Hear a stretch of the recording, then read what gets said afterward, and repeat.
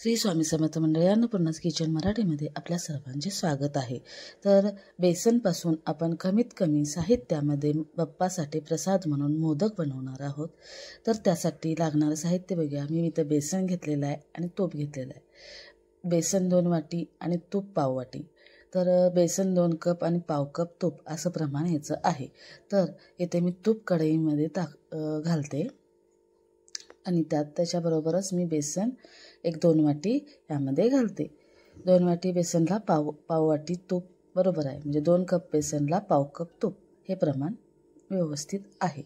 तर आता आपण ह्या तुपामध्ये हे सगळं बेसन व्यवस्थित असं परतून घेऊया।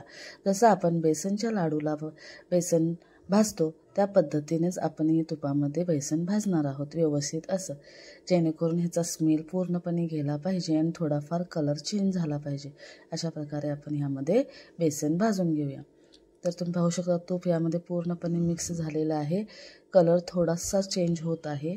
तर व्यवस्थित असं हे 5 ते 10 मिनिटं आपण परतून घेणार आहोत। तर माझ्या चॅनलला अजूनही कोणी सबस्क्राईब केलं नसेल तर प्लीज करून घ्या, जेणेकरून माझ्या अशा छान छान रेसिपी आपल्यापर्यंत पोहोचतील आणि बेल आयकॉनला क्लिक करायला विसरू नका। तर बेसनचा कलर पूर्णपणे चेंज झालेला आहे, तुम्ही पाहू शकता।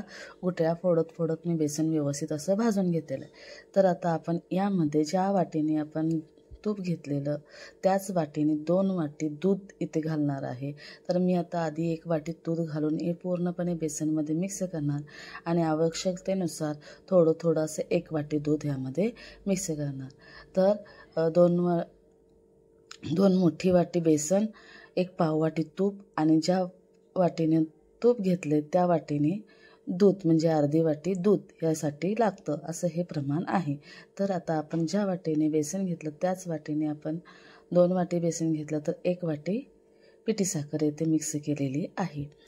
तर व्यवस्थित अशी पिठी साखर आपण बेसनमध्ये मिक्स करूया। बेसनच्या बरोबर निम्मी असं हे प्रमाण आहे। बेसन 2 वाटी, 1 वाटी पिठी साखर, पाव वाटी तूप आणि अर्धी वाटी दूध हे ह्याचं प्रमाण आहे। तर व्यवस्थित असं आपण सगळं मिश्रण मिक्स करून घेतलेलं आहे। तुम्ही पाहू शकता बेसनला किती रवाळ टेक्स्चर आलेलं आहे, छान बेसन फुललेलं आहे, मस्त कलर आलेला आहे। तर आता आपण हे बेसन एका प्लेटमध्ये काढून घेऊया। तर प्लेटमध्ये आपण व्यवस्थित असे बेसन थंड करायला ठेवू हे मिश्रण। तर आता 5 ते 10 मिनिटे मिश्रण थंड करायला ठेवून देऊया। तर हे बेसन आपलं थंड झालेलं आहे, पाहू शकता। आता आपण ह्यामध्ये थोडे मिश्रण मिक्स करणार आहोत। वेलची पूड मी 1 चमचाभर घेतलेली आहे, ती ह्यामध्ये मिक्स करूया आणि थोडेसे घरातले जे काय होते ते ड्रायफ्रूट्स, काजू, बदाम, पिस्ता मी घेतलेले आहेत ते आता व्यवस्थित असे हे सगळे मिश्रण एकत्र असं मिक्स करून घेऊया। मिश्रण छान थंड झालेलं आहे आणि ह्याचा गोळा पण छान बनत आहे, तुम्ही पाहू शकता। आता हे मोदकाच्या सारणामध्ये घालून ह्याचे छान असे मोदक बनवून घेऊया।